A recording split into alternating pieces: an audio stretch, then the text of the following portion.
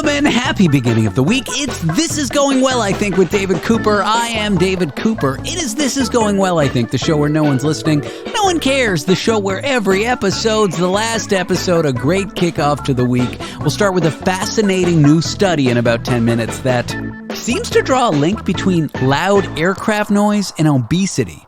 We'll talk to the lead researcher from that. Then, a woman who used to test sheets and pillows for a sleeping company. Now she reviews sex toys for a living. Salacious? I hope it will be. Should be informative, should be fun. Then it's our foreign correspondent, Tony Five. We'll do some provincial news and more. That is our show. That is our lineup. You have that to look forward to. But first, this. In science news, scientists are exploring a new way to breathe that might make you rethink your morning sit-down. Turns out, in a pinch, we might be able to breathe through our butts? Yes, you heard that right. During COVID-19, hospitals were so packed that they ran out of ventilators, so scientists decided to look at other ways to keep us oxygenated. Their grand solution? Butt breathing. I've heard of multitasking, but this is a bit much. But if we start butt breathing, we might not be alone. Apparently, certain animals already do this. It's called EVA, enteral ventilation via the anus. You can't make this stuff up.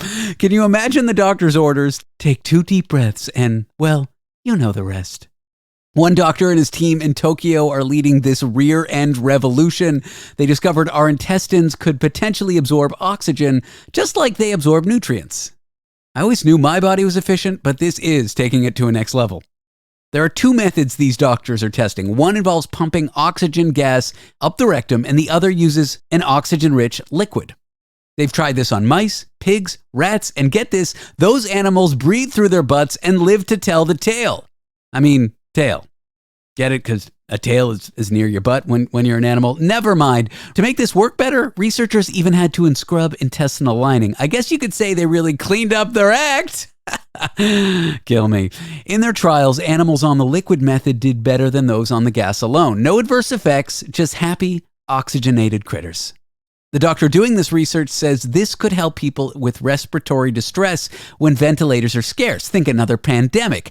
And if this works in humans, this could be a game changer. Imagine the future. Nurse, quick! I need an ass lung. Stat!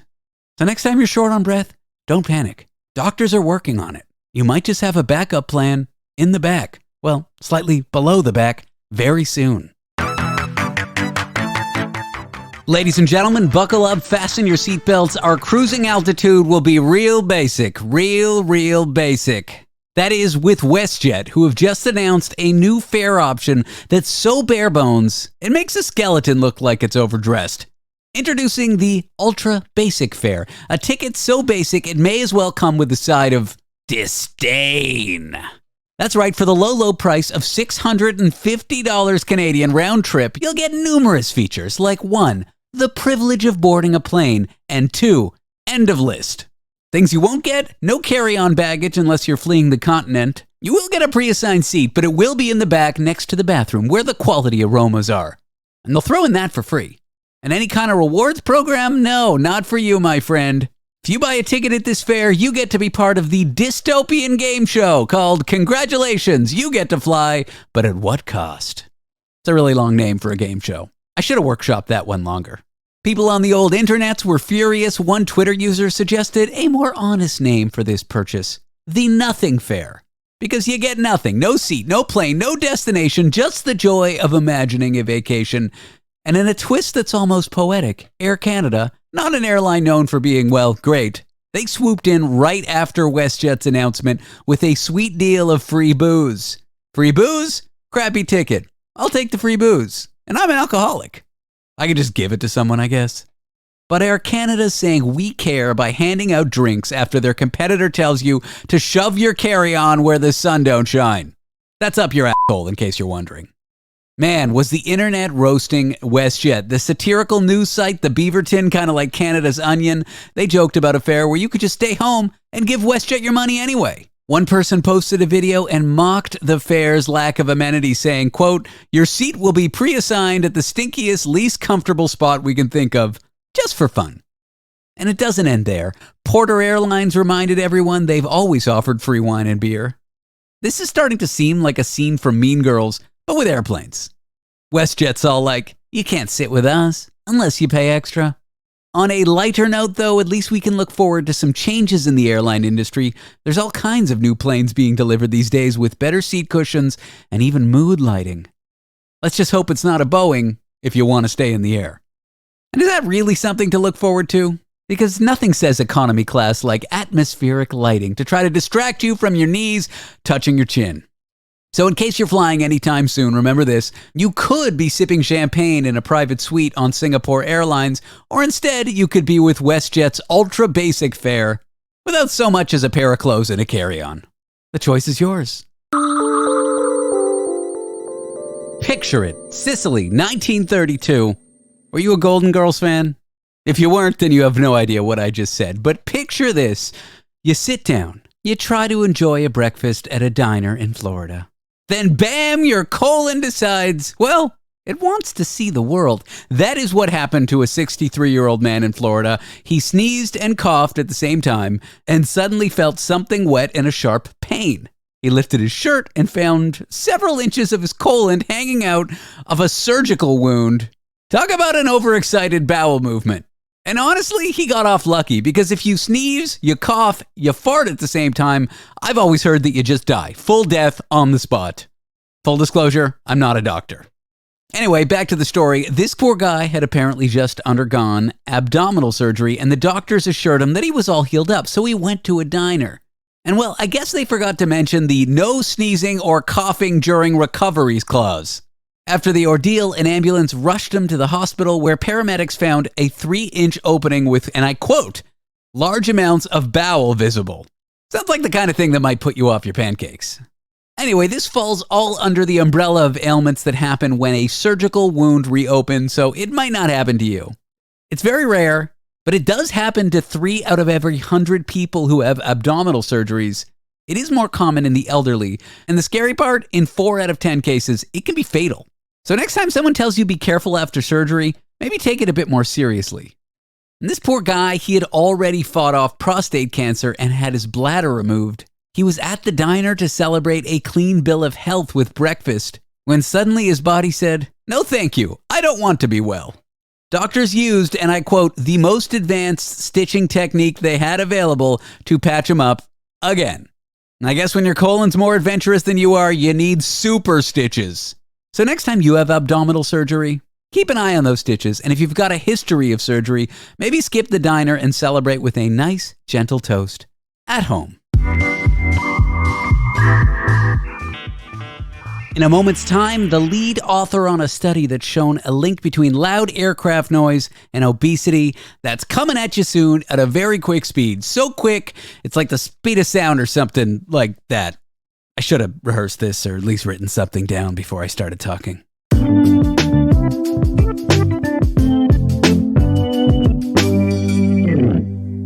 There is a striking new study that links aircraft noise exposure with obesity. I'm here with the lead study author, Dr. Matthew Bozigar. Matt is an environmental epidemiologist and an assistant professor at the College of Health at Oregon State University. Matt, welcome to the show. Thanks for going over this with us. Thanks a lot. Thanks. It's great to be here. So let's start here. What are some of the main findings, other than the salacious headline, aircraft noise, obesity? Some of the findings where you're able to actually link this exposure to obesity? Yeah. So, I mean, we looked at this very large sample of people that were followed over time.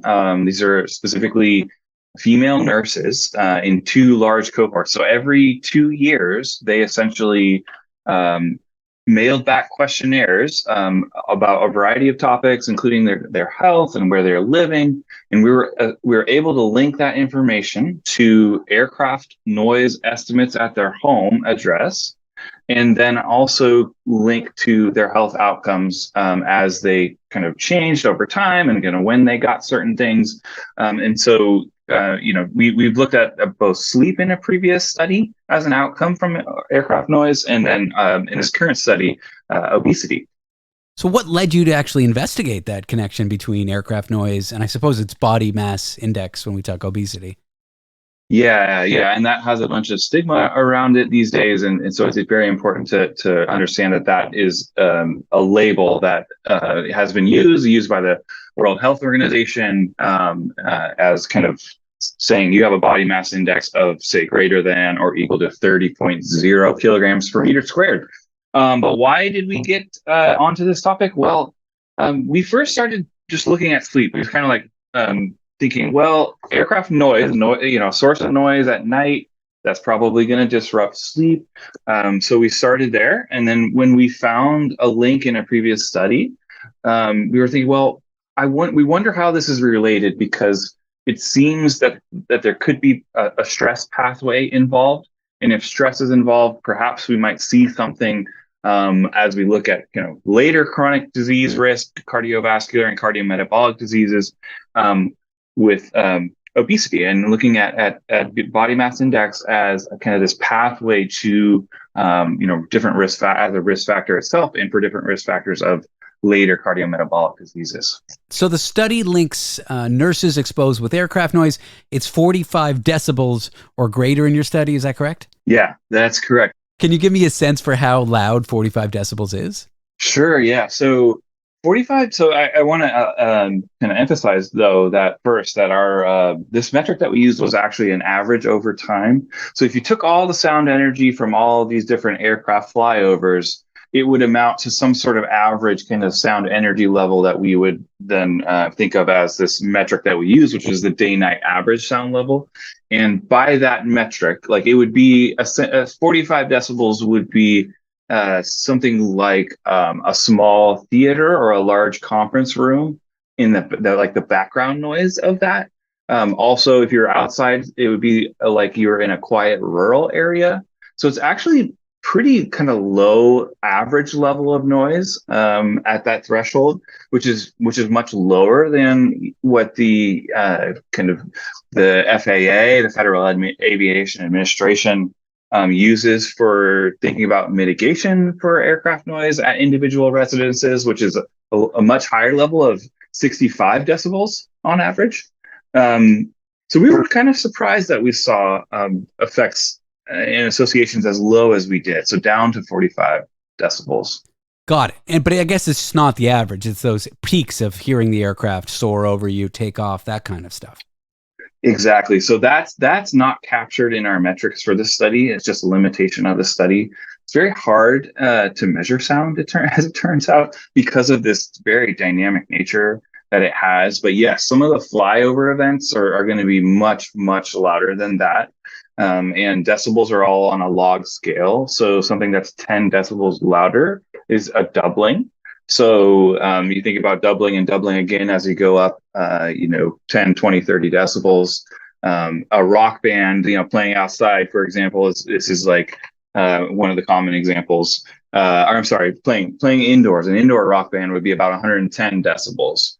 So if you think about an aircraft flyover and like how loud that might get, you might be kind of in that range. Or even louder if you're closer to the airport and aircraft. So it looks like your study highlights regional differences between aircraft noise and obesity of those hearing it. Why might these variances exist?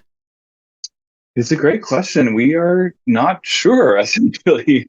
This is kind of the first time we've been able to look across many different airports, many different regions and climate regions in the U.S. or even elsewhere. So given that this kind of is something that we don't understand, it's more of a case where we can just try to generate hypotheses about what it could be. And so, some of our thinking is that it could be related to, regional development patterns, like the ages of buildings on the East Coast versus the West Coast. And that's where we saw the biggest changes was on the West Coast and in arid regions. So it's mostly the West. Versus more humid regions. So perhaps there's window opening behaviors that are related, it's allowing also more aircraft noise in through those windows. Also related to like heating and ventilation differences in these places. And then also the timing, specific timing within a day that aircraft noise might be happening. And that is driven, by much larger kind of sociological patterns of in geography. So you might have more like red eyes taking off in LA, or as opposed to say New York City. So maybe it's affecting through the sleep pathway, something like that. So those are kind of just some of the ideas that we have, but I think we just need more research on that, and why that's happening. Why are we seeing the differences by region? Were you surprised when you found this? We were. I think we were surprised even when we found the results with the sleep study, and I think we had a lot of public comments even back then. It was got folks saying, well, why did you do this? Like we know, I can tell you that aircraft noise affects my sleep, and so okay, so that maybe that's just okay. That's something that we can build from. And our next study, in this obesity study, we're like, well, that if we found results for sleep, maybe this is something going on here. But yeah, I'm still surprised. I think we're surprised that there's like a relatively strong link, because in our field of environmental epidemiology, we typically don't see very strong what we call associations between environmental risk factors and health outcomes. It tends to be the case that when you find something in our field, it's probably indicative of a bigger story. It's kind of like you find like the tip of the iceberg. So yeah, and these results haven't really been replicated or shown in the same way in Europe, which have been those populations have been studied more for their effects from aircraft noise. So there's been some findings linking waist circumference and other metrics of obesity in Europe, but BMI, even though it's a crude metric, still haven't previously linked many noise metrics to BMI. So now that the link is established through your research, is there any policy changes or interventions that you might recommend that could cause this to be, mitigated, to try to step in there and prevent those who are exposed to these noises from having their BMI increased? Yeah, I think that's a great question. And I think our research is just starting to scratch the surface on that. So I think of course we need more research on this topic, and it's amazing that to me, as I've kind of gotten into this field, that how noise has been forgotten. With all the other things going on, we still find these independent effects of noise on health. We're finding these things. So somewhere along the line, we kind of forgot about it. So we need to kind of refocus our attention on it, I think. But in addition to what can we do? Well, one thing I do, is I use earplugs. Me too. When I'm at home, and well, my girlfriend snores, so I don't have a choice. Yeah, right. So you have that as an easy option. I'm not going to say I recommend it, for everyone. I'm not going to go that far, but I use noise canceling headphones. So there's a few things that you can do just like at your receiver level, right? The human receiver being the human ear. Other ways to intervene would include like on the path from the source of the noise to you. So this would be things like highway walls for like road noise, right? Mm-hmm. Like that's something that you can do to modify the built environment. That's geared toward road noise, obviously, and not aircraft noise. But and the other thing that's been happening over time is like thinking about the sources of the noise and how to reduce the noise at the source. And the FAA, to their credit, has done a great job over the years, especially in the last 20, 30 years, of kind of incentivizing and helping provide support engine design to be quieter. So over the last 20, 30 years, aircraft engines have really gotten much quieter, but you still have the friction of the air moving over the surface of the planes, which still generates noise as well. So, but those are some of the targets. Those would be some of the places you could intervene. And I think we need to, kind of figure out the best ways to do that. And we're just kind of starting, unfortunately. So we'll see. Matt, Dr. Bozigar, given your findings, you found that loud aircraft noises causes obesity. I'm no scientist, I'm no Scientologist, man, but it would stand to reason that quiet aircraft noise would then cause weight loss. Do you want to open a gym with me where we just play quiet airline noise and just sit people there? Like, you could be a great way to lose weight. Yeah, you might be onto something there, David. We'll have to see. I told you at the beginning of the interview I'd be an idiot a little bit. I had to work it in. Thanks for going over the study with me. I appreciate it. You're welcome. Thank you. Dr. Matthew Bozigar is an environmental epidemiologist and assistant professor at the College of Health at Oregon State University. He's the lead study author on the thing we just talked about. Coming up next, she used to review sheets and pillows for a mattress company. Now she reviews sex toys for a living. How do you make a transition like that? We're about to find out with our next guest in just a moment.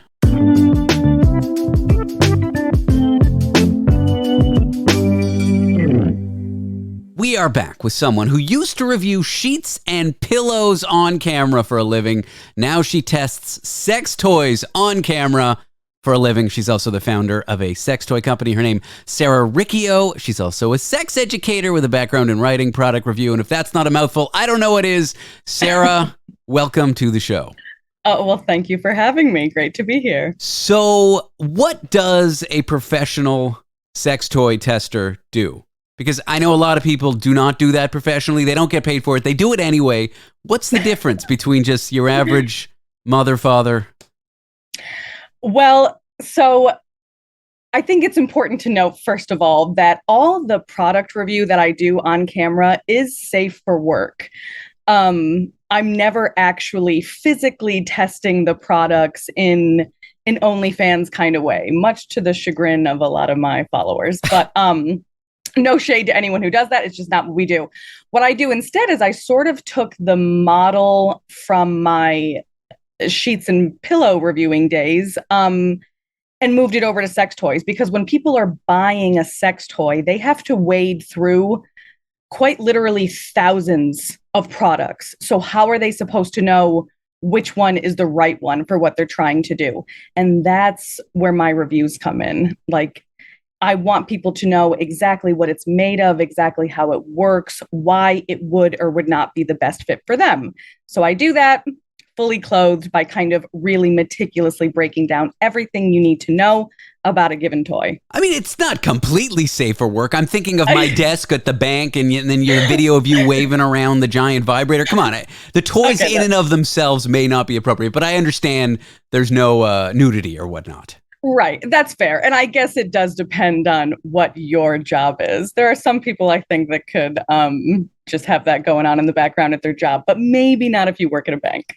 So I read you quoted and maybe misquoted. Who knows what these newspapers do? But you said the only thing you loved more than sleep was sex. So that's where your career took you. I don't know if I agree with that. I mean, sleep is the best thing. You know, it's a toss-up. It does depend on my mood. I guess when I worked at Sleepopolis, my passion was helping people achieve the best sleep lives they could possibly achieve. And now it's helping people achieve the best sex lives they can achieve. So maybe on a given day, I do prefer sleep to sex, but the fact remains that helping people discover their best orgasm is still my favorite thing. What sparked the transition other than just the love of this stuff? Because if you're in a kind of conservative community, family, friends, they might judge this kind of career move. Oh, and they do. Really? I feel terrible for you. I mean, with my relationship with my mom and me doing radio, that's a discussion for another day. But I'm sure it takes a little bit of courage, and it must be kind of scary, especially if you don't succeed. You've taken this risk. What kind of motivates you here at this point? You're about to quit being a sheet and pillow tester. Well, first, let me just shout out the pandemic. That was really the catalyst that took me away from Sleepopolis and to Delicto.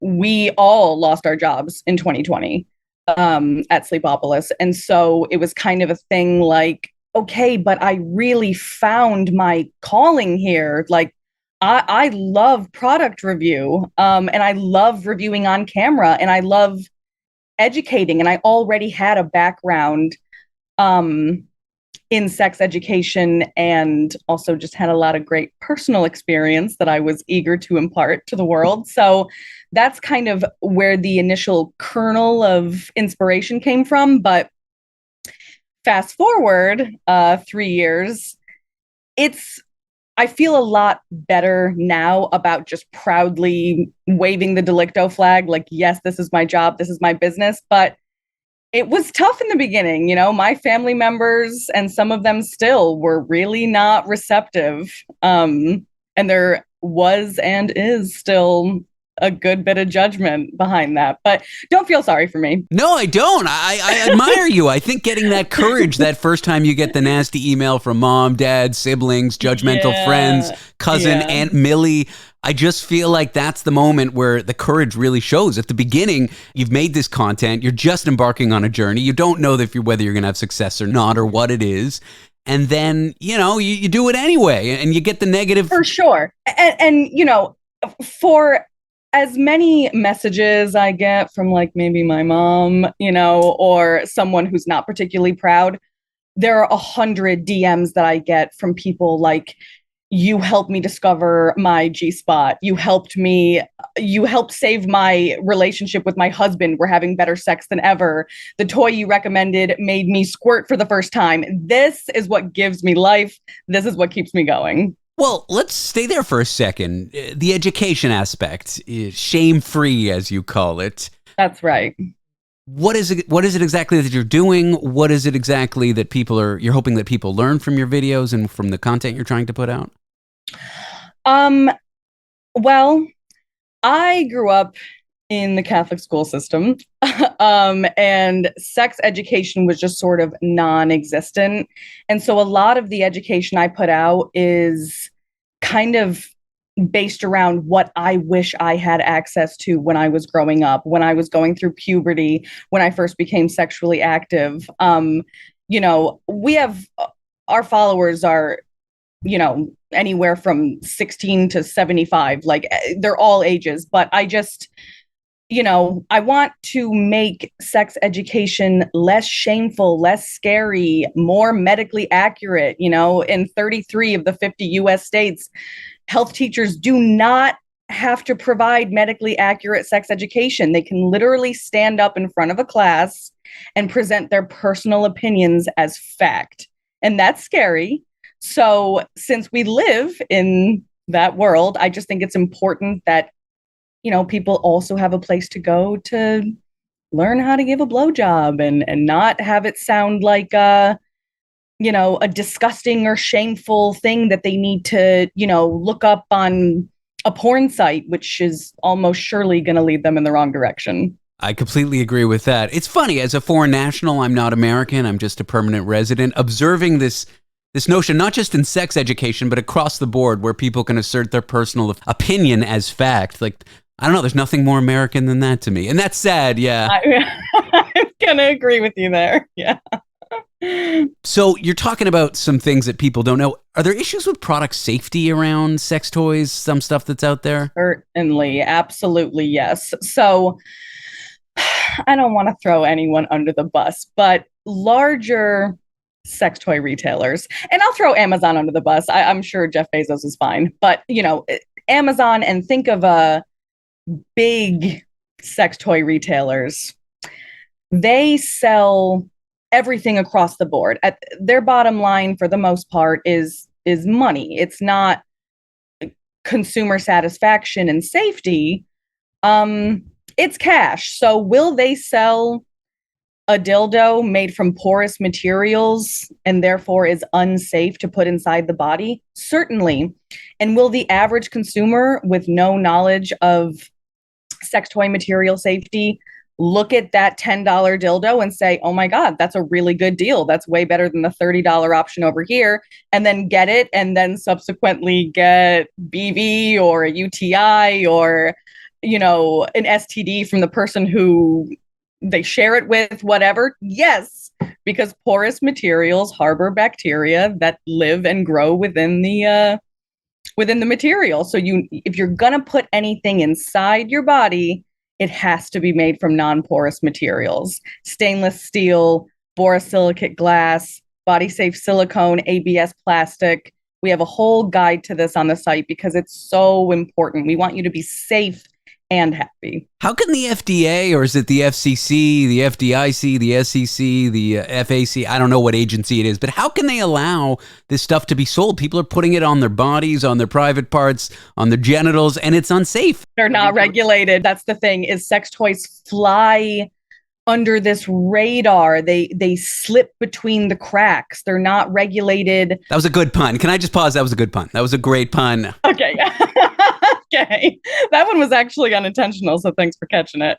But yeah, that's kind of how it happens. And therefore, people can sell toys. They're not regulated as food. They're not regulated as medical devices. And so they can sell toys that are made from, jelly rubber is the best example. PVC, aka jelly rubber. Whenever you say you go to Spencer's and you look at, the $10 sort of translucent purple dildo that we've all seen, that is made from jelly rubber, and that will melt if you lock it inside a jar, like for, a couple months. That is a completely porous material that can never be sufficiently cleaned. When it's porous, it doesn't matter what kind of toy cleaner you use. If you run it through the dishwasher, it doesn't matter. It can never be fully cleaned if it's a porous material. We are here with Sarah Riccio. She used to work at a sleep company where she tested sheets and pillows. Now she tests sex toys and owns a sex toy company called Delicto. We'll be back with more of her in a moment.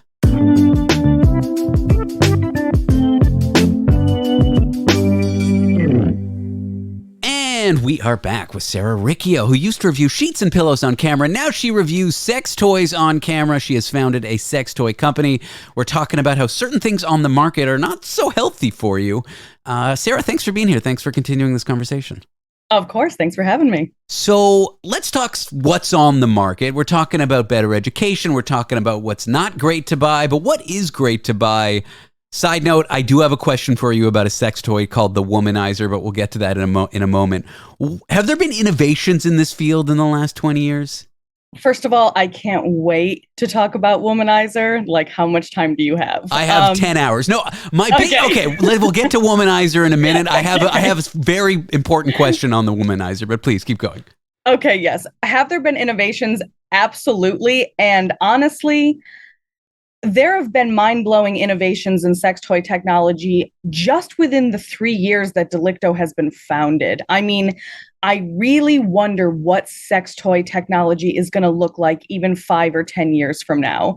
It's both exciting and scary, but yes, you can, back in the 80s, early 90s, the original Rabbit Habit, which was featured on Oprah, Sex and the City, people probably can bring it to mind. It was purple. It had the little vibrating pearls and the bunny ears. Oprah called it the Rolls Royce of sex toys. Fast forward to now, that thing is a relic that's not even safe to put inside your body. And it's not the Rolls Royce. That's got to be the magic wand, right? The Hitachi? Or that's the Cadillac. That's the Cadillac. That's the Cadillac. That's the desert island toy. If you want a sure thing, that's the magic wand. Like, abracadabra. That's right. Like, I mean, if you want something that is most likely to get you there, that's that. The magic wand doesn't have the most bells and whistles, but I think that's okay. But can you find toys with bells and whistles? Yes. You can find toys that are virtually silent. You can find toys that apply suction and actually feel like oral sex. You can find toys that you can have your long distance lover control from across the globe. The branch of sex toys that are smart, maybe they're Bluetooth, maybe they use the internet, the Wi-Fi. Yes. It's called teledildonics. That's the brand. Isn't that an amazing word? I have to, yeah. That's my favorite word of all time. Teledildonics, or smart to sex toys. A good Scrabble word, to be sure. Okay, so innovation. I know VR, computers, like this is going to really take off in the next 5, 10, 20 years. Absolutely, it will. Yeah. I mean, and, we already kind of see what's happening with AI in general. And it is 100% infiltrating the world of sex toys. I mean, there are full life-size and very realistic sex dolls. Now, there's quite a bit of debate, you know, when you get to the real dolls, there's a lot of folks who are like not so into that. Yeah. I don't know whether their opinion matters because it's going to happen anyway. You know, it is going to happen. They're not going to be able to anyway. stop. It's like pornography. I mean, lots of people have negative opinions on it, but it's very difficult to stop. For sure. But I will say sex kind of moves innovation in the technology world. Like all that technology that you use to share your videos, YouTube, TikTok, all the underpinnings of that, like the algorithms and the way that the computer servers work. The porn industry was the one to first push video streaming in high volume to a large group of people using what available bandwidth they have. So I do wonder if like robotics, if the sex toy industry is going to kind of innovate there. And the answer is maybe. The answer is definitely maybe leaning toward, I'm sure it will. Okay, let's talk the womanizer. It is, for those who don't know, and you'll do a way better job describing this, it sort of fits around the clitoris and it uses positive and negative air pressure to, I don't know, feel like oral sex. Did I botch that one, or is that how you would describe it? Not totally botched, but so Womanizer itself is the brand, and it's known for its air pressure toys. So, you know, you've got the Womanizer Duo, the Womanizer Next, there are the Womanizer Starlet. Womanizer makes so many different toys, all of which specialize in air pressure, which is so innovative in and of itself because it's taking the pleasure seeker away from just vibration. It's usually people with vulvas who are going to be using the air pressure toys. But if you don't want vibration, which a lot of people don't, for a lot of people, vibration can feel kind of too much targeting on the surface, and then it makes you kind of numb and tingly, and you're like, hey, I thought this was supposed to enhance sensation. I've been using this on my clit for 10 minutes and now I can't feel anything. That's where air pressure comes in. It's focusing on beyond the surface, beyond the part of the clitoral network that you can see. It's not just that little button that you can see. You really have to think of the clitoris like an iceberg. 80% of it is within the body, and that's what air pressure is targeting with this sort of pulsing air waves. And it does feel a lot more like oral sex than vibration does. I always tell people it's important to not assume that any sex toy is going to feel exactly like human intimacy. You know, it's still going to feel like a sex toy, but some toys do feel more realistic than others, and air pressure, especially Womanizer, is definitely in that camp. The Womanizer Next, I'm taking a month-long trip to Italy at the end of this week, and the number one toy that I packed in my carry-on, first and foremost, was the Womanizer Next. So that's your desert island toy. That's my desert island toy. And it's relatively new. For a long time, it was the magic wand. It was like, that's mine. That's got to be mine. That's it. Yeah, that's like, because it's been there for me my whole life. It was my first orgasm. It holds a very special place in my heart. But when I tested the Womanizer Next, which came out, I don't know, 3 months ago or so, maybe more. I just had to sit and silently stare at it in shock and awe for an hour before I could even begin writing about it. Is it better than the original? Hell yes. Okay. Side note, I got to buy one for someone who I live with, my roommate, whatever, my girlfriend. Yeah. But here's my question about Womanizer. German company, they're the first one to put out this positive, negative air pressure toy. Yeah. German innovation. I feel like the country that's brought us BMWs and I don't know, all kinds. But they didn't spend a cent on marketing. Why did they choose that name? How could you call a product a Womanizer? Like they spent all their money on R&D, not a penny on marketing. I know. I knew you were going to say that because that is the feedback I get a lot. They're like, damn, these toys are good, but why? They're doing themselves no favors. They have innovated. They've created something great. There are copycats. People are going to buy the copycats on the basis of name alone. Literally, I know. And it would really suck for them, the consumer, because you're not going to get better air pressure than Womanizer. Lilo comes at a close silver medal, a close second for sure. But if you want the absolute best in air pressure, it is Womanizer. And the name really does suck. I'm sorry, guys. It does. Sorry for shouting at you, Sarah. No. Tell me about the company, Delicto. You create your educational videos, but you also have started a sex toy company. Where can people find about this? I would love for people to support this other than Amazon or I mean, Jeff Bezos is great, but screw him, So absolutely, yes, 2 times. So thanks for asking, because a lot of people on TikTok think that we only provide education and tutorials. And so they're like, oh my God, thanks for the toy rec. I'm going to go right out and buy it. I'm like, wait, please buy it from us. We sell these things.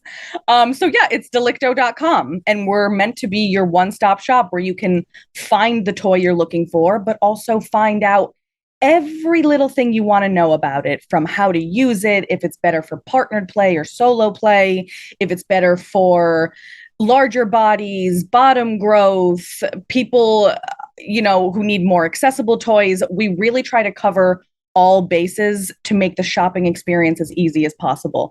And yes, we do sell them. And we always offer discounts like 10% off, or right now we actually have a giveaway going on. So all you have to do is, kind of like and comment on a post for your chance to win the snail, which is, don't even get me started. The snail is our best-selling product. I will check that out. I have no idea what it is. You've tested, last question for you, you've tested hundreds of these things. Anything that surprised you in all your days where you've either used a toy yourself or come across something and you're just like, what the hell is this? I don't know about what the hell is this so much as the first time I tested a heated toy, a toy that heats up, my first thought was, why do they not all heat up? This is a game changer. Yeah, come to think of it. I mean, truly, it's the VibePad 2 that I tested, which is truly an innovative toy. It's a grinding toy. You put it on a chair, you put it on a couch, your partner's lap, passenger seat of a car, whatever, wherever you can sit, you can grind on this thing. And it's vibrating your entire vulva, but it's also fluttering its little silicone tongue to mimic the feel of oral sex. And it heats up. It heats up everything. And that warmth just ignites all your erectile tissue, makes everything feel so much better. And I remember thinking, I don't know why more people, this must be very difficult for manufacturers to do. Otherwise, everyone would and should be doing this. Sarah, thank you for your time. Appreciate you talking to me. Oh, you're so very welcome. Sarah Riccio used to test pillows and sheets. Now she tests sex toys, and she's got a great sex toy company. You can find that at delicto.com. You know him, you know him. Tony 5, our foreign correspondent, coming up next to do whatever he does on this show. And if you have any idea what that is, let me know, because I have no clue.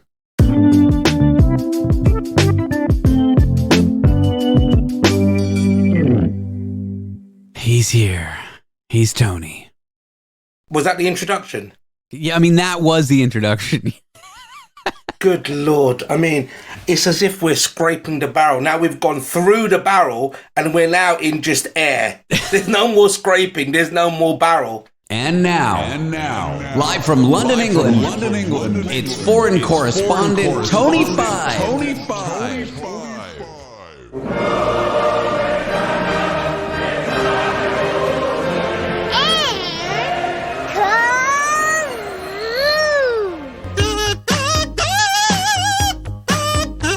Tony, how are you doing? I got a tummy ache, David. Oh my God. I had one today, but I have a tummy ache every day. In fact, earlier in the show. Oh, did you poo yourself during the show? No, I interviewed this woman named Sarah Riccio. She owns a sex toy company. We were talking the ins and outs of various sex toys, pun intended. Nice. If the attentive listener might have caught me kind of hurry her along to like end the interview. Right. And after I stopped taping, I'm like, thanks so much for taking the time. And she like had all these questions. I'm like, you can just email my producer, Danny. And then as soon as she got off the line, I sprinted to the toilet. So what I'm saying is, the attentive listener, maybe you'll hear the urgency of diarrhea in my voice during that interview. The sound of diarrhea, David. I mean, if that's not a good name for this podcast, I don't know what is. Is it like that movie, The Shape of Water, but instead of making love to a fish creature? Correct. The sound of diarrhea.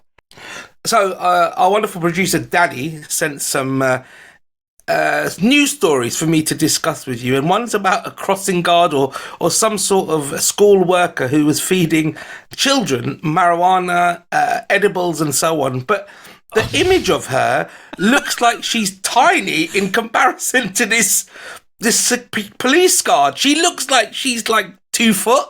Is that right? Her mugshot is like, it's like a clown didn't get time to take off all their makeup and then spent Correct. 48 hours doing meth. Yeah. And then spraying on some sort of foundation on top of it. And what I like is that nobody really worked out why. Like, for example, it's just absolutely tragic. So, yeah, I think it's a very sad... This was in Pennsylvania. The crossing guard gave students drugs and smoked weed with at least one of them. She's only 26. I thought crossing guards were generally older. Yes, and I mean, this woman's had a hard life for 26 years old. Good Lord. Wow. Absolutely horrific. So how are you, young David? How was the weekend? What's been happening in Canada, New York, America, Pennsylvania, Mexico? Tell me everything about these foreign worlds. Well, I'm getting sorted for my parents' 75th anniversary. Sorry. They can't have been married 75 years. How old are they? What, were they 10? No, I mixed it up. My dad's turning 75 in July. My parents are also at their 50th wedding anniversary. That's what I'm gearing up for. I'm going to fly to Toronto, and they rented a couple rooms in this hotel in the middle of the woods. I hope it's not a shack, but it's just like full in the middle of the woods, like on a lake, 3 hours at least north from Toronto. We'll see. It should be. Wow. I hope it's nice. I hope they booked a nice hotel for us. I mean, 50 years of being stingy, you'd think they'd get something nice. Exactly. 50 years of those saving. I mean, they're going to bust it all out on one day. So how many of you are going? All my siblings and their kids, I think. Yeah. Wow, that's going to be fun or absolutely horrific. Probably the latter. My brother John is going with his lovely husband, John. Makes it easy to remember. Yep. I'm going with my girlfriend, Miranda. They invited her, which was very nice of them and thoughtful. Made up. Carry on. My older brother, his wife, his 2 kids, and my sister. And I don't know if her kid's going to come, but probably he will. Maybe he won't, but she's coming. Yeah, we're all going. That's going to be amazing. The Coopers on tour. It's going to be like National Lampoon. You with should the come, I just realized. I know, right? How Please amazing come. Would it be? You're invited if I to everything. Parachuted it in. They might not pay for your room, but I'll split your room with you. But for sure, they'll pay for all the meals. You are a member of this family. You are my son. You should come. Can you imagine I parachuted in and just turned up? I think your parents would think I would be serving the food, right? I think you should actually consider this, Tony. It's at the end of July. Beginning of July. I mean, it would be the funniest thing ever if I just rocked up with a little hat on, a little bowler hat, and just stood outside your door. I mean, it's a wonderful... I remember we talked a few weeks ago about Lake County or Lake House or just the Lake District. You just think Lake District, that's right. You British people think there's one lake on the planet, but there's in fact many lakes, and this will be much prettier. And there's actual trees, because Canada didn't cut down all their trees. I don't know if people know this about British history, but you just got rid of your trees. One of the kings, maybe it was King James George Edwards or whatever, he's just like, I hate trees. Yeah, it was part of colonialism. It was black people and trees we hated more than anything. And yet here we are. Yeah. Now black people and trees can grow in harmony together. So you should come and enjoy the trees and enjoy the white people in the northern Ontario countryside. Wow. So what would you do? How long are you there for? I don't know. I think it's 3 days. You should come for one. I will pay for half your room. I don't think it's too expensive, this place. But 3 days, what would you do with them for 3 days in the wilderness? That is a great question. I don't know, fucking canoeing. It sounds like a horror film. Yeah, it's going to be. It's Deliverance. We're getting better, but there was about an 8-year period where if all 4 of us children, spouses or not, significant others or not, children or not, but if all 4 of us children, me and my 3 siblings, were in a room, no matter who was there, no matter what the circumstances were, it would plummet into fighting and dysfunction and yelling. And my parents were there, the look on their face of I don't even know, disappointment, defeatedness, whatever it is. I think we're past that, but it's unclear because we don't spend a lot of time together, the 4 of us, especially not like this. I can't remember the last time my siblings and I have assembled like this. It's been over 15 years. Do you think you've matured? Do you think you can... what would the arguments be about? Can you remember that? Or when you can't even remember? On each other. Like if one of us doesn't finish the meal fast enough, or Like when I flunked out of school, this was Yeah. 20 years ago. Yeah. I flunked out of my first year of undergrad. Okay. And I bounced around job to job. I somehow got back into another undergraduate program. They put me in on probation. But I got off probation. I finished. I got a computer degree. I mean, I wouldn't be in the U.S. if I didn't get a computer degree because they're not giving out visas to people who don't have computer degrees. But I finished, so I put together my act. You did well. I did okay. You did well. Yeah. But if all four of us siblings were to assemble, they would pick on me. Like the Avengers. You sound like a Marvel film. Yeah, I know. If all of us assemble, then we might take over Thanos. Like, let's say my dad had some sort of sporting event tickets and somehow my older brother got a hold of them and scalped them for the money. Maybe us siblings would know. So we would like want to tell our parents. And so we would dance around it and torture the other one. Or I had flunked out of school and I knew that any mention of it would piss off my parents. And so my siblings would dance around the fact that I flunked out of school. And we would just torture each other like this. It was sociopathic. And you think now, when you're sort of late 20s, 30s type thing, you think you're going to do it again? You think you're... Because they're all older than you, right? The fact that you just said I'm in my late 20s when I'm turning 38 in exactly 1 week and 1 day's time was the kindest thing anyone's ever said to me. Thank you. Do you like that? I do think I'm past it because the urge is still there. The impulse to pick on my siblings so I can get negative attention and embarrass them. That sociopathic impulse, I feel it. And I notice myself now when I'm around them, keeping my mouth shut because it's not worth it. Do you know what I mean? When you get into the gutter with someone, you can never take the high road. So if they're behaving badly, you can say, you can't treat me like this.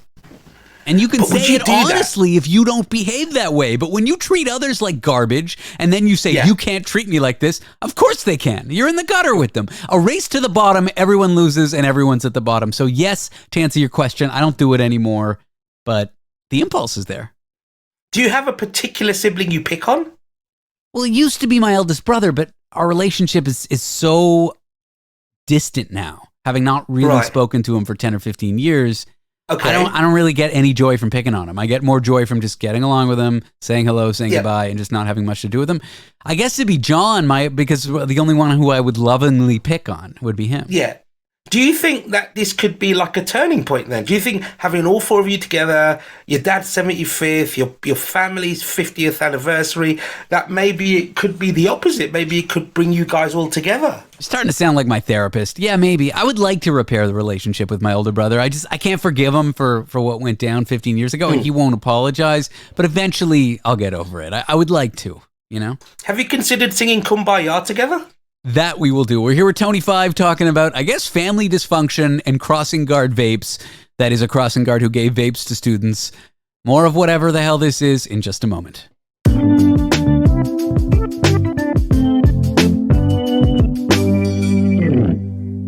We are back with foreign correspondent Tony 5 going over the stories our producer Danny sent us that all frankly suck and talking life stories in our families. Here's a story that Danny sent titled Hot Rodent Men, Gen Z reveal bizarre new boyfriend obsession. A new trend is taking over Gen Z, and they've come up with a whole new word to describe, quote, hot men. And it's really weird. Hot rodent men. People are saying hot rodent summer. Gen Z want the hot rodent men. I don't know what rodent men are, but it's, I don't know. Like rats? Do you mean rodent as in rats? Yeah, I guess sexy rat boyfriend is what... What's a rat boyfriend, David? Expand. Johnny Depp is a rat boy. Matt Healy has rat vibes. Brad Pitt is not. Oh, like Love Rat? I know. I think a little grimy, long hair, bags under the eyes, rodent-like. A little dirty. Dirty. Yeah, like Chris Hemsworth is not a rat boy. No. Timothy Chalamet, like he's a little greasy with the long hair. But I thought he's definitely not a rat boy. He's like kind of like the cleanest person around. I thought everybody loves him, that Chalamet. I can imagine Jason Momoa, Lenny Kravitz. They're grimy rats, aren't they? Yeah. A little racist, Tony, but yeah. Yeah, I can imagine that. What would you be? You're more beaver. You know my girlfriend Miranda? Obsessed with beavers. I bet she is. No, not like that. I mean, maybe like that, but not like that. Really? I once said, we had to do something and it was going to take a lot of time. And I said, we're going to be like busy beavers. And she's like, what the hell are you talking about? I'm like, what are you talking about? We're going to be busy like beavers. She's like, what does that mean? And I'm like, that means being very busy because beavers spend a lot of time building their dams. And she's like, they're always busy. And she's like, they do? I mean, they pay their taxes early. They file with the IRS very early. They're very, very big. I mean, they're ahead of the game. Beavers are very, very organized. They are. So I say, this is an idiom because beavers are known to be busy. And she's like, what are you talking about? I've never heard this. And beavers aren't busy. They're just little swimming things. She's never heard of that reason. She's never heard that expression. She's from California. They don't have beavers there, I guess. Or maybe they killed them all. Well, they don't have reasons there. they don't have sayings out there in California. No, they don't. Don't have sayings, don't have beavers. They don't have sayings. Okay, they don't have idioms out there. For just idiots. So speaking of idiots. Well, no, let me finish. She watches a beaver video and she's I bet she did. Mesmerized. And then she starts learning they've been reintroduced to wetlands that have dried up. And not only do they not cause flooding, they prevent flooding. Yeah, they're brilliant. And they restore wetlands. They're keystone animals and they're amazing. And the fact that Britain killed them off has created a lot of flooding. And so there's all these programs to reintroduce them. And wherever they reintroduce them, they thrive and they restore ecosystems and ecologists love them. And they're just like, I don't know, they're amazing creatures. And she never knew this. And she thinks they're very cute and silly. And the fact that running water triggers them, like if people foster beavers, let's say they've been rejected from their colony and some animal people pick them up. If they put them in their houses and then they play running water on the speakers, the beavers will grab whatever they can and put them in doorways and stuff because the sound of running water triggers their damming instinct, which is so strong. It's so genetic, really? Yeah. Their damming instinct is like, it's amazing. They cannot not dam. That's all they want to do all the time. And just the sound of running water makes them rush to it to try to repair it because, evolutionarily, it means that the dam's busted in an area if water's flowing. And apparently, they hold hands while they sleep. Oh, that's so sweet. And in their dens, they invite little marmots in. So in the wintertime, not only does the den have beavers in it, they got little marmots in there, and it's like the little. So they have house parties and stuff. They have with your Thanksgiving party. Yeah. Anyway, that's quite impressive. So she just watches beaver videos. She thinks they're so cute with their silly hands and their big tails, and they waddle. And she thinks it's really funny when they knock down trees because they're like little chaos monsters. And she just loves beaver. She's obsessed with the beaver. And they've got big old teeth on them, haven't they? Or is that a chipmunk? Both, but no, they have these big yellow teeth, and they're yellow because they have iron in them or something. They're like knives, these teeth. Really? Yeah. And so what's the evolutionary reason to build a dam? So they think it branched off from similar mammals. See, this is because of all the videos I watched with Miranda. Wow, you're a beaver expert, my friend. The damming ancestor of beaver that they have identified as damming branched off from other similar mammals. I don't know how many years ago, 100,000, million, whenever it was. Yeah. And they think that the dam was to create a house with water around it. So it's not the dam that they're damming for. People think they eat fish. They don't. They only eat trees. But you're telling me that it was really for real estate value? Exactly. They build their little lodge and then they dam near the lodge and then the area around the dam floods. And then when big predators come, they're alerted because they got to splash through the water. Not only that, the ancestor that didn't dam was a good swimmer. So you've got a mammal that swims but doesn't really dam and doesn't have really good opportunity to swim and get access to good trees and have a nice safe lodge. And then you've got an ancestor that can do those things. That one succeeded. That's why they think. And they think it's to create a wetland around the lodge and they go much faster in water. So they basically don't have the environment that's ideal for them. So they just create it. And probably part of a yacht club or something like that, right? Could be. The Beaver Yacht Club. Sounds raunchy. Amazing. That does sound raunchy. They are amazing creatures. The more we watch about them, at first I was like, oh, great, another beaver video. But they're kind of fun. And they've been reintroduced all over Scotland. And initially, farmers get peed off because they are like, oh, they're going to flood my farmland. There's two things you can do. You can put like certain gates around trees and that makes them go away. Or you can create a little pump that pumps water underneath their dam so it never gets too high. Or if they get too close to a farm, you just relocate them to upriver, and they create these things called dam analogs. So they create they basically ruin the beaver's dam, sad, but then they create a half-built dam for them, and then they'll just move to a part of the river that doesn't have farmland, and it actually helps the farmers because it prevents drought and flooding. It's just very occasionally it can encroach on farmers' land, but the mitigation is really easy, and it just takes a little bit of education, and farmers can go from wanting to get their shotgun every time they see a beaver to realizing that they're the heroes that are going to help them during the flood, because where they dam retains the water, and it also reintroduces the water to the water table, which helps irrigation. Not only are they good for wetlands, they're good for farmers. They're like amazing creatures. David, are we trying to get sponsorship from beavers? I've just gone on and on, haven't I? You've just had a monologue for at least... I'm looking at you, and it's gone on for at least, 3 minutes. It's been 10.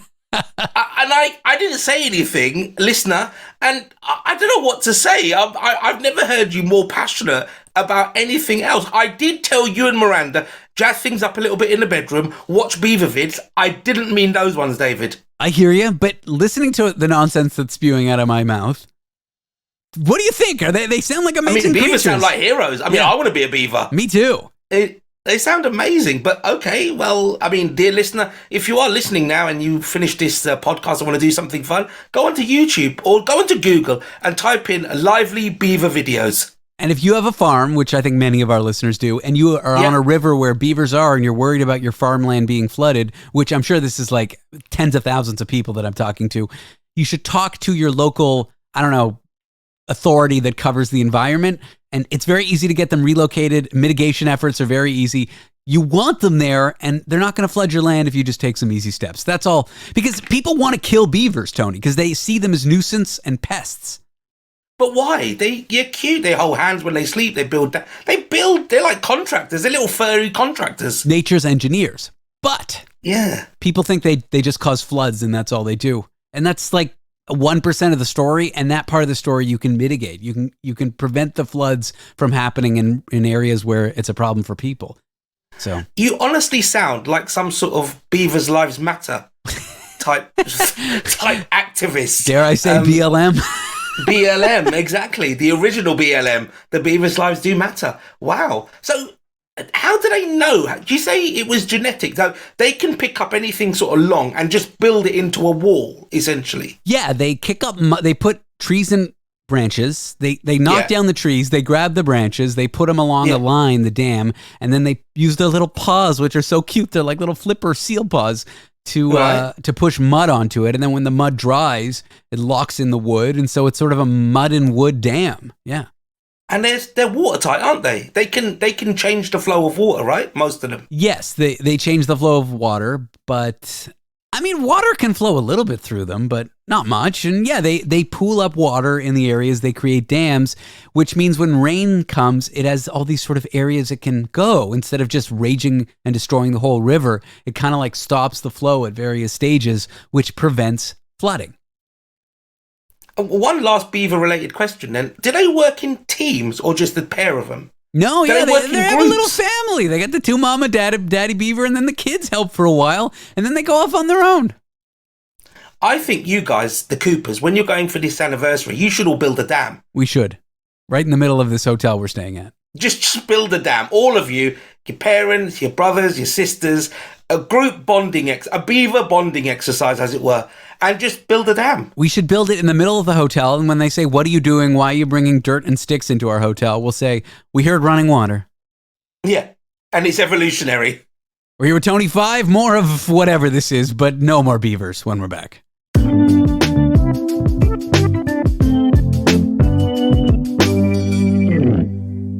We are back with Tony 5. It's proverbial provincial news. Tony is going to go through the most mundane stories from the most mundane areas of England. Tony, welcome back. David, it's always been a pleasure to bring you the latest stories from small towns in and around England. This one is from a place called Enfield, which is about 20 miles north of the central London, like I saw Piccadilly Circus.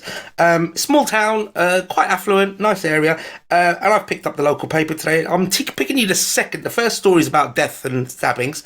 A second most important story in this small town is a snooker club, or pool club as you might have it in these states, has been fined for illegally showing a football match. Illegally showing a football. So you're not allowed Correct. to broadcast football at your bar? You are, but you have to pay for the license, and this snooker club obviously didn't. Yeah, it's called the PRS, a public radio service license, and if you don't pay for it, then you cannot play content like radio. So, for example, in the UK, if you have any of the national stations, so BBC, anything BBC related, you have to pay a service fee, which is about $100 a year. Okay.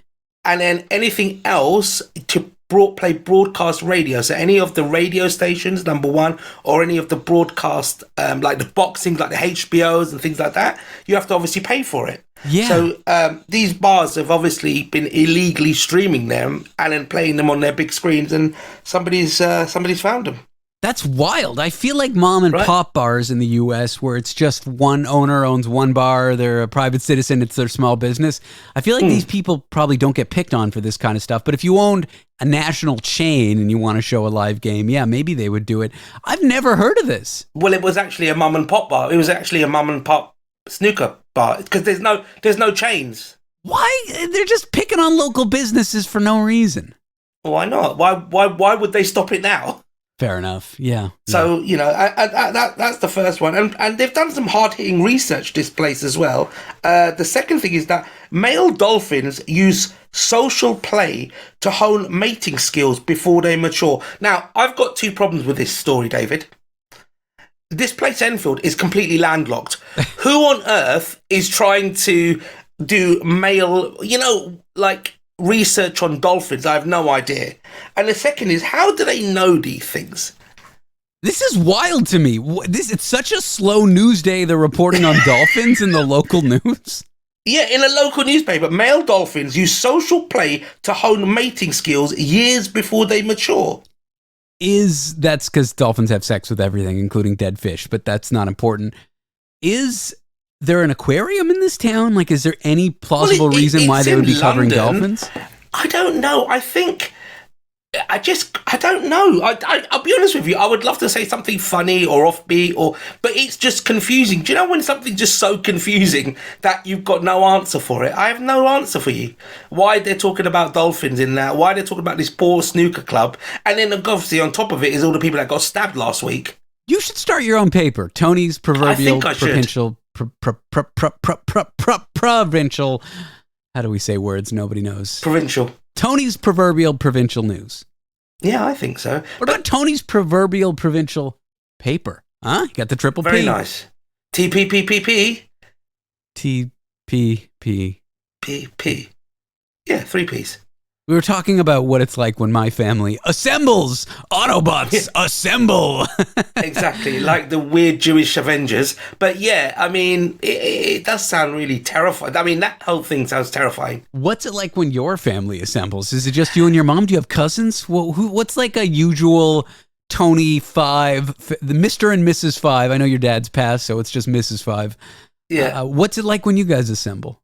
So with me and mum, like, obviously, she's got 8 brothers and sisters, so 7 sisters, 1 brother, multitude of family all over the world, from America to like Mauritius to France, some in England. So most of them are idiots, sadly, absolute morons. But what does that mean? They're idiots. Like, in what? How do you define an idiot? Like, they're stupid. So, like, for example, one cousin of mine, if you know the geography of England, he thought he needed a passport to get from the UK to the Isle of Wight. It's just one of the Which British essentially Isles. is like going from New York to New Jersey. Yeah. Right? So he's an idiot.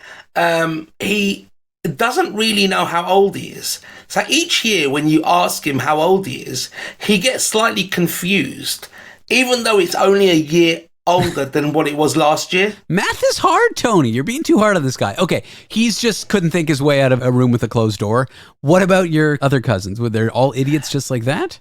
No, I mean they're very. I mean, on a serious level, they're very very selfish people. A lot of them, obviously, if you imagine that the whole family tree goes back to somewhere like Mauritius, which is a small island. My parents, obviously, I think my mum's the oldest now, if I'm not mistaken. Yep, she is. Was the first one, the pioneer, the Christopher Columbus, and left Mauritius. She travelled 60 days on a ship to England and started a life here in the UK. She was here when she was 19. Can you believe that?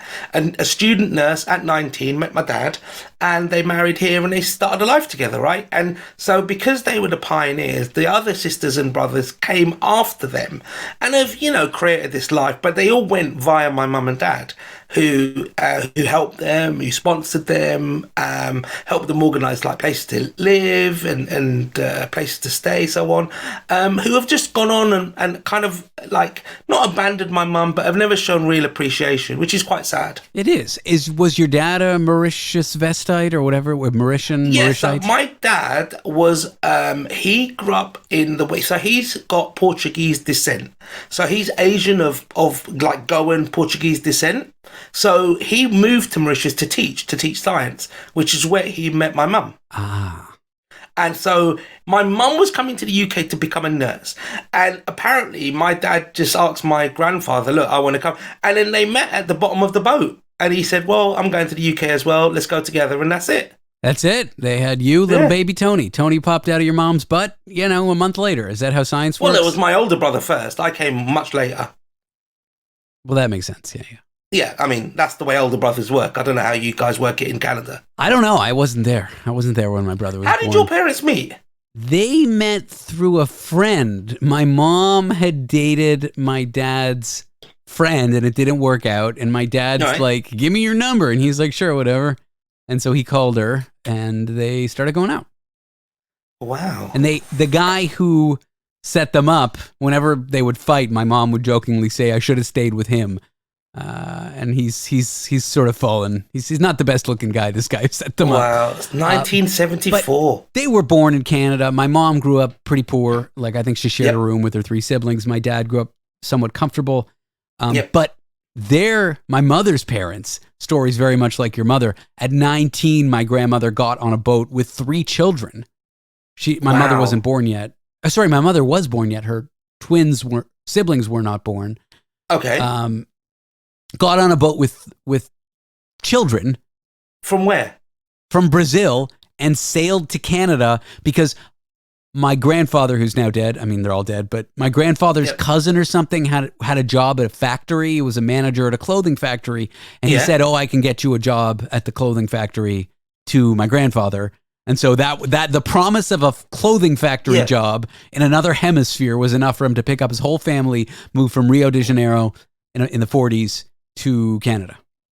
Rio. So your heritage is in Rio. Have you ever been? No. No, I've never been, but I have family there and they would pull out the red carpet. When my grandmother went, amazing. They pulled out the red carpet for her. But no, my grandmother came from Syria to Brazil. And my grandfather came from Poland to Brazil. So they met in Brazil. Neither of them were Brazilian. My grandmother was born in the Middle East, and my grandfather was born in Europe. Oh, in Europe. And he came before the war, obviously. All before the war, yeah. Wow. Did you have any family? After the First World War, yeah. Yeah. But did you have any family that were there during the war? Have you heard of any Maybe uncles, distant aunties? cousins, but no. Generally speaking, but not. no one direct. No. Everyone got out. On my other grandfather's side, they were out. One escaped Russia in the late 1800s. Wow. Early 1900s, and she was born en route from Russia to Canada. She was actually born in China, but this is Mao's China. This is like democracy. Wow. Capitalist Full on communism. China. No, before. Yeah. Sorry. Pre-Mao is what I meant to say. Oh, pre-Mao. Oh, right. Okay. And the other one was a Polish army defector who didn't want to be in the army, so he walked from Poland to Marseille, hopped on a boat, landed in Buenos Aires, went back home to show off, and then they threw him in jail because he defected, and then put him back in the army to get out of jail, and then he walked went from Marseille to Detroit this time. Detroit brought him to Windsor. Windsor brought him to Toronto. Good Lord, that's quite the journey of the Coopers. Were they always Coopers then? No, Kupferblum or Cooper Bloom. My great-grandfather changed it to Cooper. I mean, they were Canadian, so it wasn't this quote-unquote Ellis Island story where you hear about so many immigrants having their name changed, but it was the Canadian version of the Ellis Island story. Wow. And where was the port of entry? Was it Toronto where they come into? That I don't know. We're here with Tony 5. We're talking our heritage. We're talking all kinds of stuff. We'll be back with more of him in a minute.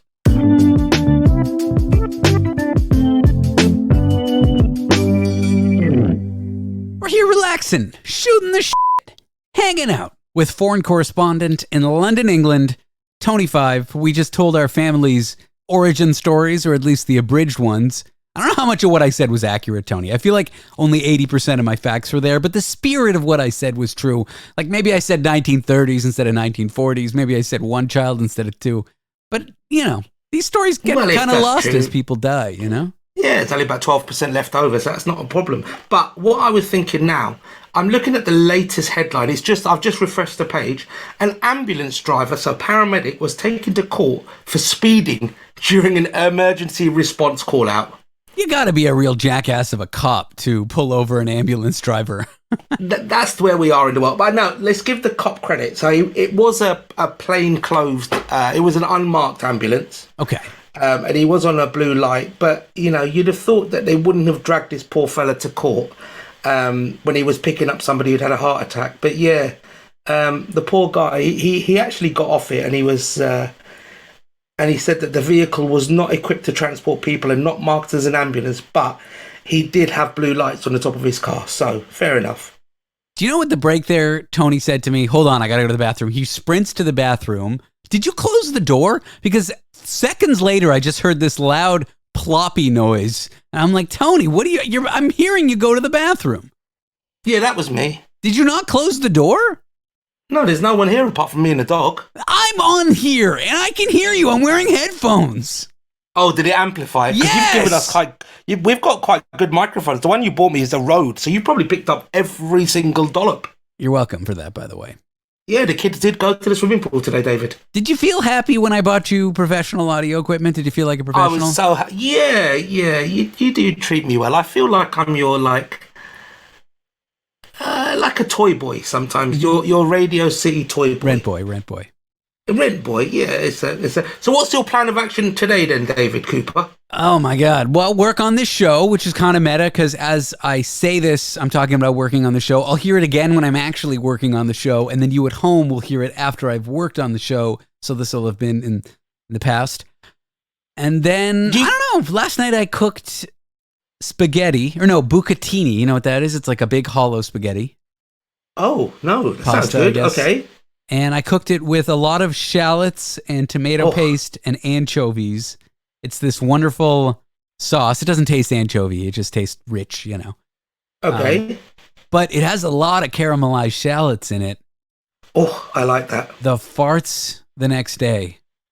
Were they bad? Oh, my God.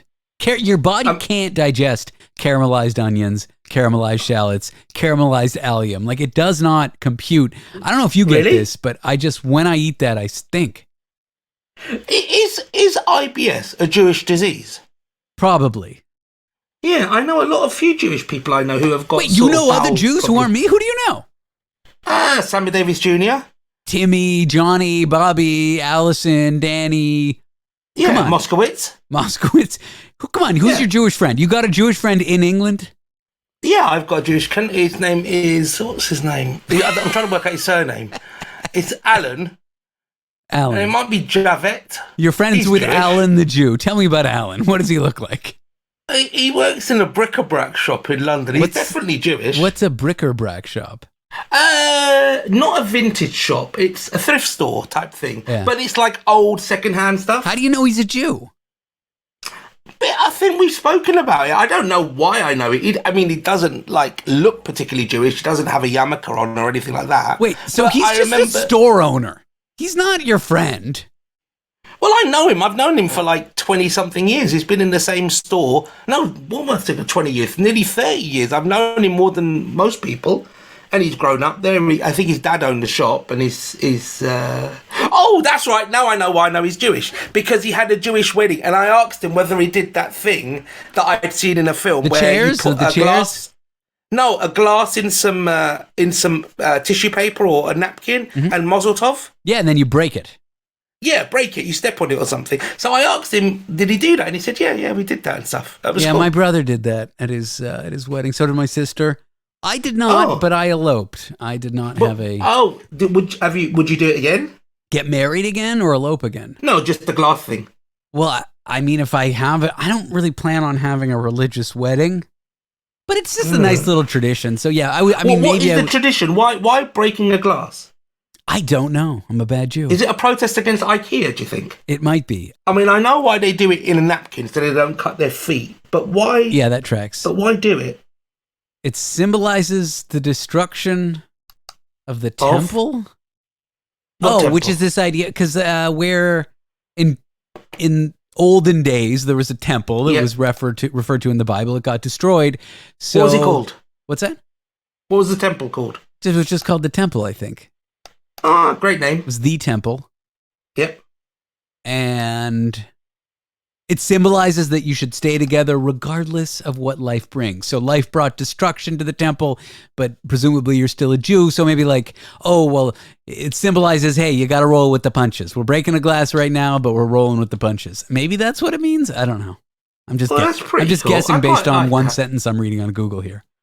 I do like old traditions like that. I do find that. And I told you my really interesting Jewish fact that you never knew is that there's a wire that goes around New York City. You didn't know that. You thought I was making that up, didn't you? I did. Tell me about that. It's like, so Hasidic Jews can leave that area or can't leave that area on the Sabbath?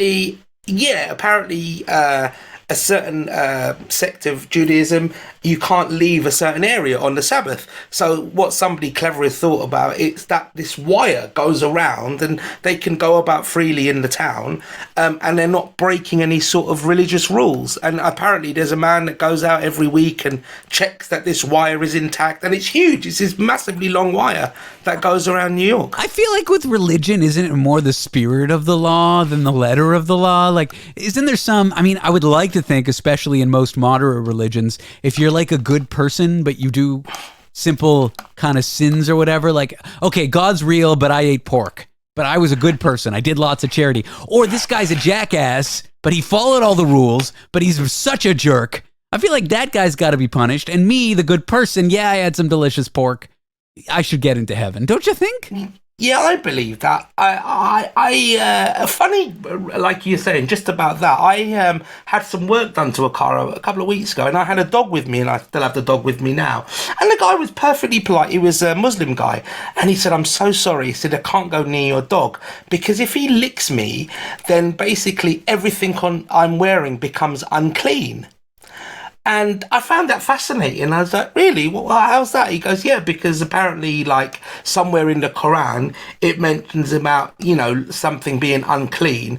And that's the reason why they also don't eat pork, because obviously the pig is considered a dirty animal. Yeah, halal is kind of like the Jewish analog would be kosher. Christians don't believe in this kind of stuff, which is wild to me. But a lot of religions have dietary restrictions. But it's funny, isn't it? Like, of all the things in a religion, what you eat, a dietary restriction, seems quite bizarre. Do you not think? When you stand behind it, it's like, okay, you can't eat this. Like God sitting up there in heaven going, you had a Pringle today. Well, I don't believe in God, but I could rationalize the thinking if these documents were in fact written by people and not an supreme ruler, leader, whatever, supreme being. Omnipresent creature, yes, I agree. Who cares a lot when I touch myself at night. But if I were to just take it by reason, well, shellfish, you can get a lot of foodborne illness and really nasty ones. And pigs aren't really working animals. Like sheep provide wool, I don't know what cattle do, but horses you can ride. Like all these animals, they help on the farm, but pigs, they don't, and their skin's not really good for much. You know what I mean? Like cows have leather. So they're really only useful to eat, and the meat's kind of fatty and not that healthy. So maybe that's the logic. I don't, but my real thoughts on this are it's just ridiculous and arbitrary. But honest to God, without being offensive to anybody, that's the only reason I couldn't be a Muslim. I could not do that with the bacon sandwiches. I could do pretty much everything, but it's the bacon sandwiches that prevent me. I know secular Jews, like we had a friend over for dinner the other night, She does not believe in God anymore, but she was brought up religious. See, I was brought up pretty secular, but she was brought up, with all the rules, 2 sets of plates, no pork in the house. She won't eat bacon because she just can't get her head around it, even though she doesn't believe in the law anymore. That's kind of where I'm at. It's just, I don't think it's silly for people to believe it. People have a lot of reasons to believe it, but if we take away the religious context, it's very silly to me. It does, if you start listening to it and then talking about it, it does seem very strange. But, each to their own, David, each to their own. This has been quite a pensive recording today. I like it. We've been quite thoughtful in this, haven't we? Yeah, the pensive meander. That's what we did today. We've been reflective, David, like a mirror. Reflexive, reflective, refractive. We've been so many words, Tony. Yeah, and David, what I was going to say before we go is that I would love to hear more from the listeners. If you do like a postcard, I have been to many more places. I have a huge stack of postcards that I'd like to send. Please do contact David Cooper at davidcooper.com/David Cooper. That's Tony's half-ass way of saying he wants to mail you, listener, a letter. Postcard? I was going to say podcast. Yeah. He wants to mail you a podcast.